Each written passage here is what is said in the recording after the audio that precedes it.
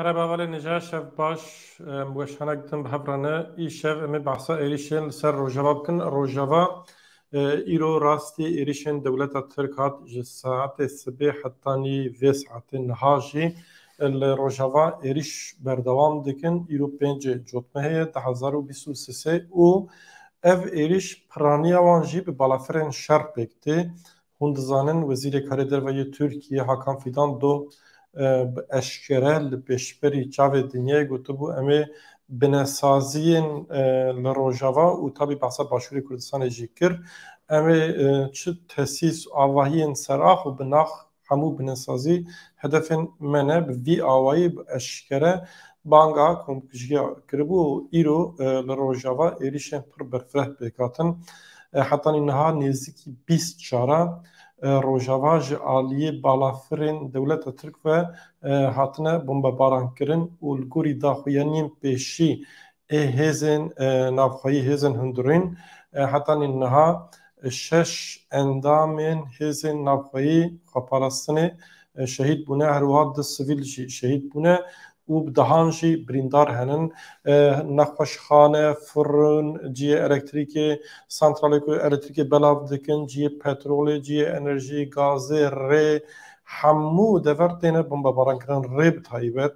ciyên ku xizmetguzarî yê ku girêdayî saziyên sivîl, xizmeta sivîl dikin, yê girêdayî rêveberiya xweser wana hemî hatine bombebarankirin. Binêrin mesela ev dîmena Amûştoye ev derjî ciyê avahiya elektrîkê ceryanê ye ku karebe dibêjin erebî li Sûriyê Rojava li wê derê karebe belav dike li merkeza navenda Qamişlo û derdora Qamişloyê ev der ji aliyê balafirên artêşa Tirk ve hatine bombebarankirin. Ev der jî Amûdê ye heman tişte Amûdê ev dîmen ji aliyê Ronahî TV ve hate weşandin û li Amûdê jî ev der ciyê ku elektrîkê belav dike hat hedef girtin li gelek deverên Rojavayê Kurdistanê ciyê petrolê jî hate bombebarankirin û di van saetan de li gorî nûçeyên ku di ajansa re derbas dibin niha di van saetan de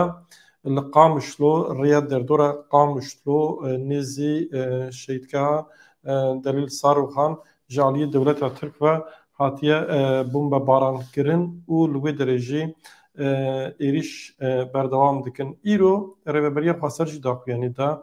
dîsa hevserokê PYD Salem Mistom endamê Konseya Rêveberiya PYD Foza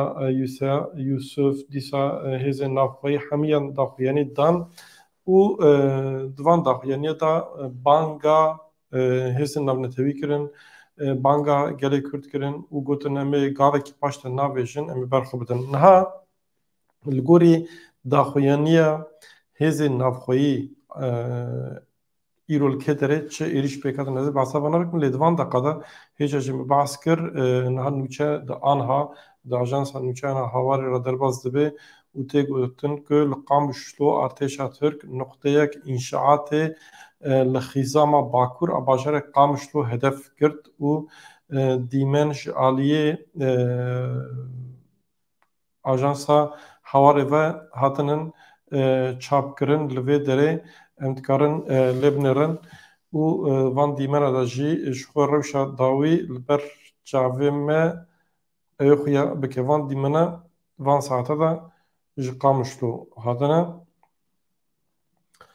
bawerim deng jî hebe ez vekim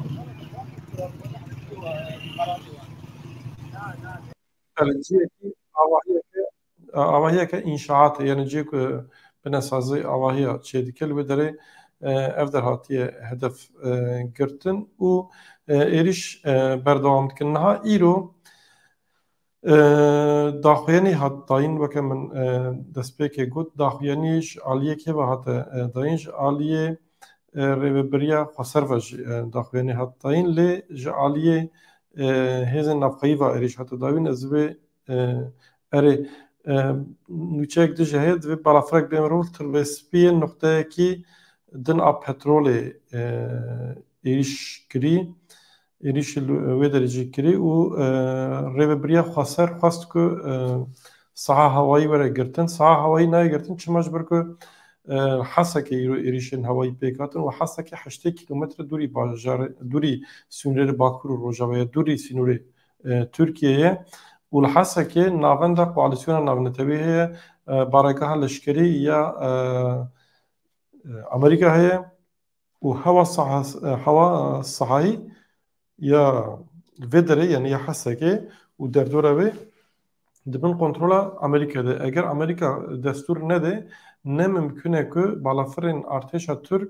بچن حتانی حسه که اولوی داره ایریش پیک بینن yani tişteki mesela ne mümkün? Jaliye tekniki vajı ne mümkün?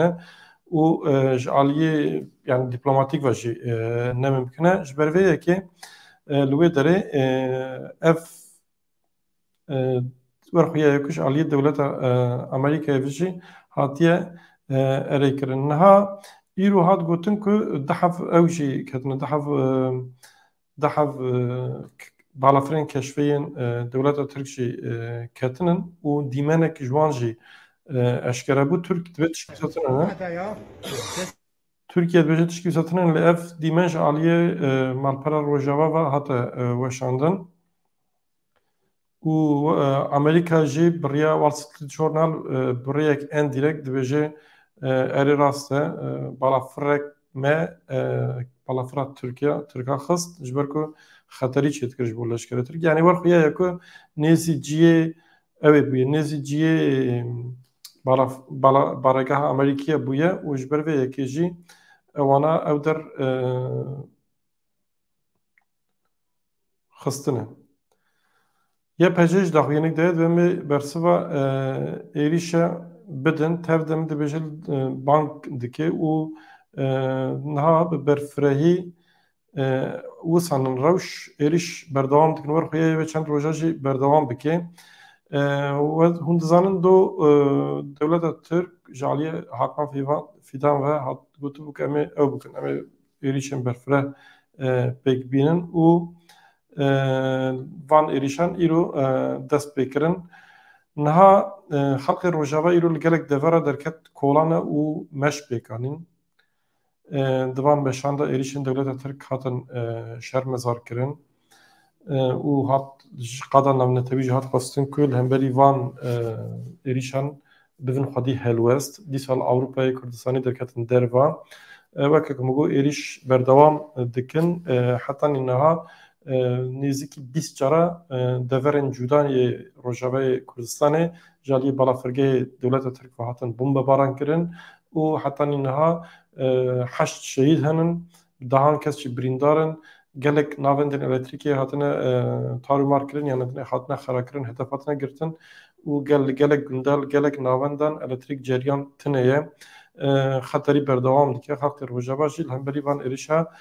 سر پیایه و ساعت پیشتا اگر آگاهی جدا هات امی وان آگاهیش برای پار بکن ویگا بمنت باشیده شب باش